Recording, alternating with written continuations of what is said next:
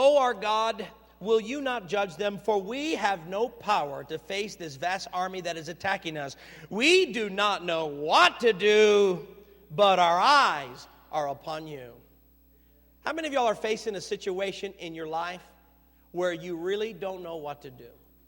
Pastor, I don't know. My husband or wife left me. What do I do? Do I wait? Do I talk to a lawyer? Do I talk to somebody else to talk to him? What do I do? Maybe you have an illness and the doctor has told you there's 3 treatments that they can do. What do you do? I don't know. What do I do in this situation? You have a kid that's on drugs. He wants to come back home. Do you bring him home? Do you not bring him home? What do you do? Do you bail him out of prison? Do you not bail him out? I mean, what do you do? There are a lot of things in life where we just don't know what to do. Judah said, we don't know what to do. Let's be honest. We don't have enough time to hire enough people to make enough swords and shields to fight these people. We're overpowered. This is beyond our ability to endure. We don't know what to do. But you know what? They gave an answer. But. Can you all say but? But our eyes are upon you. And that's what fasting does. It zooms your eyes upon the Lord and instead of focusing on what we need to do. See, most people, when they don't know what to do, they're looking at the things that they might do. No. Quit focusing. Do I see a lawyer? Do I talk to his parents? Do I do this? Or do I talk to the pastor? Do I give? Do I join this? Stop looking at that. Look at the Lord. And fasting is your way to zoom in on him and saying, Lord, I'm going to focus on you. I don't know what to do right now, but I know you. And my eyes are on you. Now, here's what happens when you fast and when you pray. God's going to do 3 basic things in your life. Number 1, he's going to tell you what to do. See, what fasting does, it makes you super sensitive to the voice of God's Spirit. If you've ever spent some time in fasting, you will notice how sensitive your senses are. You know what I mean?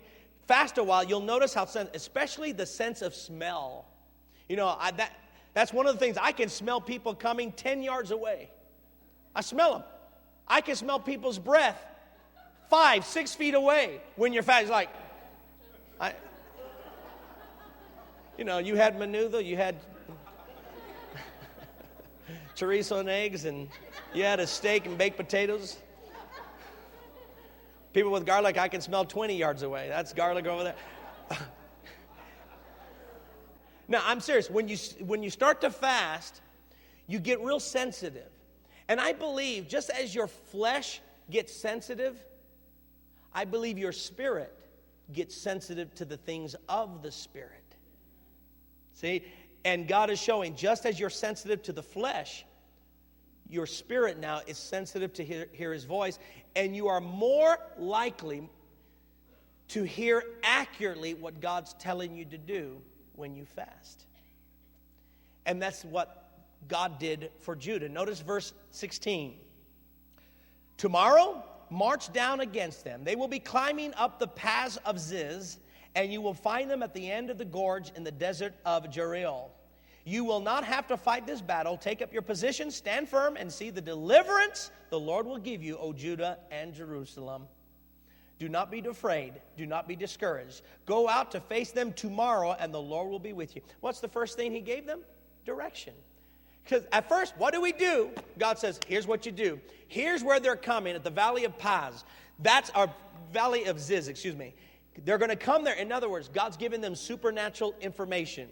He's showing them something that they did not know in the natural. And that's called a word of knowledge. God's going to speak to you and show you something supernatural that you will know that you would not normally know on your own. Oh, that's awesome, isn't it? He gives you that insight. So now you'll start to know supernatural things by the Spirit of God. You see? And then he'll give you a word of wisdom, which is direction. What do you do? So now they're fasting, praying. At first they did not know what to do, but now they know what to do. We go out tomorrow and we go to the Valley of Ziz. That's where we're headed. Right there. Because now God's given us direction. So direction is the first fruit of fasting. The second thing God gave them was deliverance. Look at verse 22.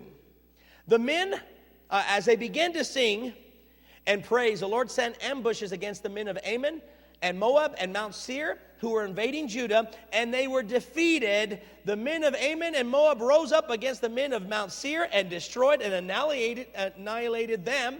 And they finished slaughtering the men from Seir. They helped destroy one another. What did God do? He had the enemy turn against each other. Isn't that great? And so they end up fighting each other, and basically Judah just watched a fight. 3 nations that were supposed to attack them fought each other. And no wonder why God said, you will not have to fight this battle. I'm going to fight it for you. I'm going to tell you, there's some things when you start fasting and praying, God just takes over and says, hey, listen, I'll handle this money situation. I'll handle your spouse. You've tried as much as you could to get him saved. You haven't succeeded. God says, let me have at him. So when you start fasting and praying, God has a way to make the enemies fight each other. And so he brought them deliverance. Some of you, you're going to be delivered from your financial problems, from your health problems, from your marital problems, from your family problems, from work problems. You're going to be delivered from your problems as you seek God in fasting and prayer.